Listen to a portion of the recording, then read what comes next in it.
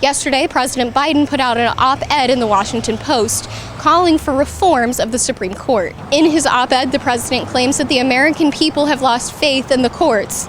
Here in Lafayette, that rings true. It's kind of been co-opted by, in my opinion, the Republican Party and conservative interests to sort of advance a particular vision of how the country should turn out without being accountable to the people, basically. Darian says he feels the courts have been politicized past the point of them fulfilling their duties effectively, but he's not sure what exactly needs to happen to fix it. One idea that I've heard that I'm fairly sympathetic to is the idea of introducing term limits. He's not alone in that thinking. It's one of the 3 reforms outlined by the president.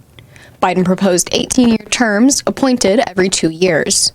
Nolan also agrees. We need some sort of checks and balances with the Supreme Court, some sort of terms, something where they're just not in there for forever until they're, well past their prime age of doing the best service for our nation. Nolan says he has lost faith in the courts, and one recent decision was a major factor for him. What happened with Roe v. Wade was horrible. I mean, that just, as a father of 2 little girls raised by my mother, women's rights are very important. Biden also proposed a constitutional amendment which would reverse the court's presidential immunity decision and a binding code of conduct for justices. There's no telling just yet whether those reforms that the president has proposed will go anywhere. We'll keep an eye on it.